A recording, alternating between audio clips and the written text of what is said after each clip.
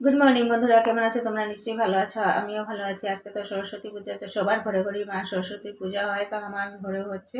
তো এখন পূজার সব রেডি করে যোগাযন্ত্র করে সব পূজাতে মোটামুটি পূজা হয়। আর আমি কিন্তু পুরো দিয়ে পূজা করে নেই, এমনি নিজে নিজে ঘরের মধ্যে করি। তো চলো তোমাদেরকে একটু দেখাই। এই যে এরকম করে রেডি করেছি।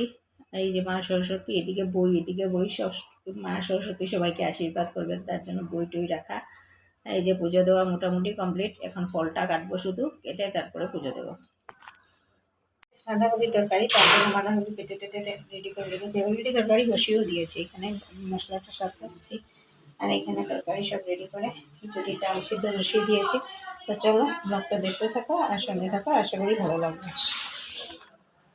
এখন সন্ধ্যার সময় নিয়ে বসেছি চা, আর এই যে বিস্কিটগুলো, চা বিস্কিট খাবো, খেয়ে তারপরে নারকেলের লাড্ডু বানাবো। তো চলো চাটা আর বিস্কুটটা খেয়ে নিই। চা বানালাম সন্ধ্যার সময়, চা না খেলে গায়ে মেজমে ছেড়ে যায় না। খিচুড়ি বানিয়ে খেয়ে তারপরে ঘুমিয়েছিলাম।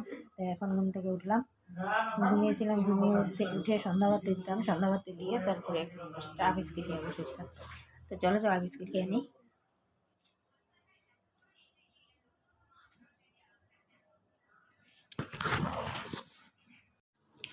তো বন্ধুরা, এখন বসে বসে বানাচ্ছি এই যে নারকেলের লাড্ডু। যেহেতু 30 তারিখ আমাদের ঘরে উপাসনা হবে, কীর্তন হবে, তার জন্য এখানে 2টা নারকেল আর এখানে 2টা নারকেলের লাড্ডু অলরেডি বানিয়ে নিয়েছি। তো চলো এগুলো বানাই। আজকে যেহেতু টিউশন নেই, ভাবলাম এইগুলো কাজগুলো একটু একটু করে সেরে রাখি। তো চলো দেখতে থাকো আর সঙ্গে থাকো।